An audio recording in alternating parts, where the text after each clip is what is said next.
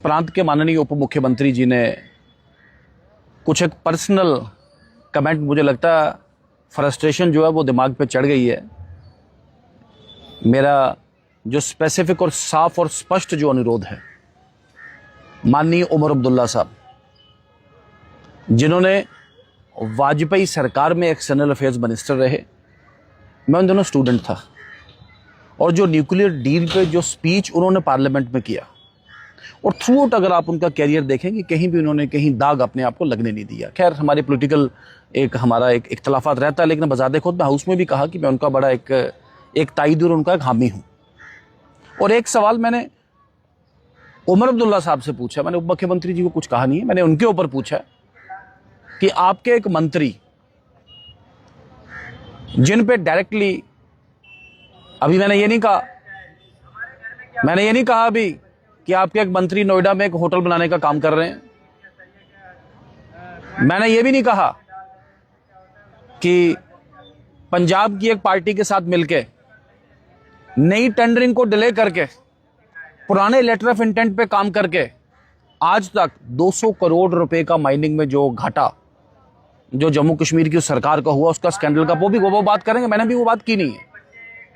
और क्या क्या वीडियो सोशल मीडिया पे वायरल हुए किसी एक विशिष्ट नेता को लेके, मैं उस पर कमेंट नहीं करूंगा, वो आपको सबको जग जाहिर है। लेकिन मैं फिर बोलूं, ध्यान भटकाने का काम ना करें। मेरा सवाल साफ और स्पष्ट उमर अब्दुल्ला से है। उमर साहब, यू आर लीडिंग ए सरकार which is of the for the by the corrupt. आपकी सरकार पे आपके विधायकों ने सवालिया निशान उठाया है।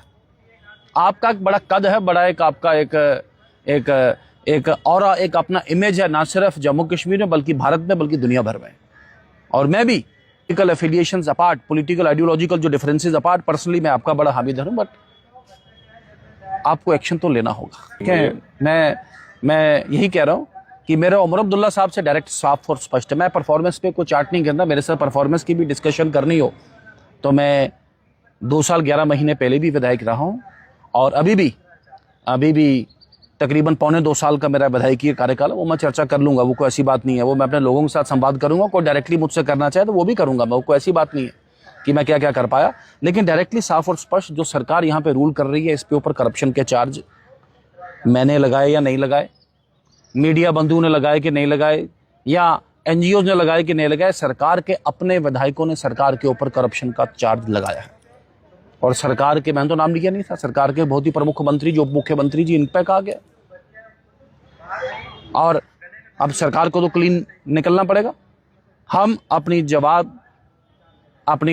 जो डिमांड है उस पर जवाबदेही सरकार की तय करेंगे।